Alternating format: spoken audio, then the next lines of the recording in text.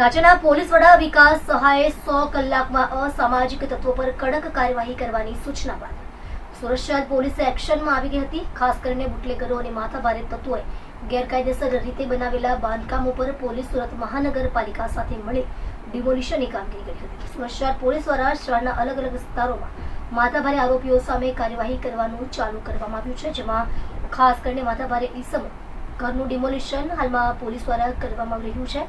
આજે સુરત શહેરના બેસ્તાન આવાસના માથાભારે ફિરોઝ ખાનના ગેરકાયદે બાંધકામ ઉપર પણ પાલિકા દ્વારા ડિમોલિશન કરવામાં આવ્યું હતું, જેમાં ફિરોઝ ખાન દ્વારા બનાવવામાં આવેલું ઓફિસનું ડિમોલિશન કર્યું છે। પોલીસ દ્વારા 100 જેટલા પોલીસ કર્મચારીઓનો ચુસ્ત બંદોબસ્ત સાથે રાખવામાં આવ્યો હતો। બેસ્તાન આવાસમાં રહેતો ફિરોઝ ખાન માથાભારે તરીકેની છાપ ધરાવે છે। સુરત શહેરમાં તેની વિરુદ્ધમાં મારામારી, એમડી સહિતના 4 જેટલા ગંભીર ગુનાઓ નોંધાયેલા છે। આજે ડિંડોલી પોલીસની સાથે સુરત મહાનગરપાલિકાની ટીમ ફિરોઝ ખાનના બેસ્તાન આવાસમાં પહોંચી હતી। ફિરોઝ ખાને બેસ્તાન આવાસી બિલ્ડિંગના પાર્કિંગમાં ગેરકાયદેસર રીતે ઓફિસ ઊભી કરાઈ હતી। સુરત મહાનગરપાલિકાની ટીમ દ્વારા ગેરકાયદેસર ઓફિસનું ડિમોલિશન કરાયું હતું। ફિરોઝ ખાન આ વિસ્તારમાં પોતાની ધાક જમાવી લોકોને ડરાવતો હતો।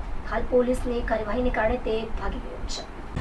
આજ ડિંડોલી પોલીસ સ્ટેશન વિસ્તારમાં જે બેસ્તાન આવાસ છે એ બેસ્તાન આવાસ ખાતે ડિમોલિશનની કાર્યવાહી ચાલુ છે। આ કાર્યવાહીમાં જે ફિરોઝ ખાન નામનો એક વ્યક્તિ છે, એણે ગેરકાયદેસર રીતના પોતાના ઘરની બાજુમાં જે સરકારી પાર્કિંગ છે, પાર્કિંગમાં પાર્ટીશન કરીને ઓફિસ બનાવી હતી। આ ઉપરાંત એણે સામે એક ઝૂંપડું પણ બનાવી લીધું હતું।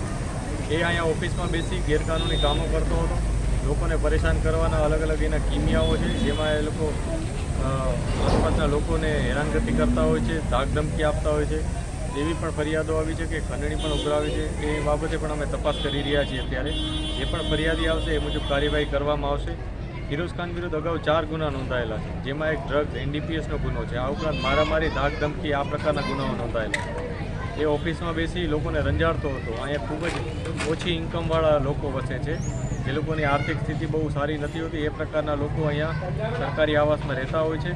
આ આવાસમાં બેસી એ લોકોને હેરાનગતિ કરતો હોય છે। આ પ્રકારની માહિતી મળતા આજે SMCને વિગતો આપવામાં આવી હતી। SMC દ્વારા આ વસ્તુ કન્ફર્મ કરવામાં આવી કે આ જે કબજો છે, જે પાર્ટીશન છે, એ ગેરકાયદેસર છે અને પાર્કિંગમાં જ્યાં લોકોએ વ્હીકલ પાર્ક કરવાનો એ જગ્યાએ એણે પોતાની ઓફિસ બનાવી લીધી હતી। આ બધી વસ્તુઓ ધ્યાને રાખી અત્યારે ડિમોલિશનની કાર્યવાહી કરવામાં આવેલ છે અને હજુ પણ જે ફરિયાદી મળશે એ મુજબ આગળની કાર્યવાહી કરવામાં આવશે। સાહેબ, ફિરોઝ ખાન કઈ જગ્યાએ?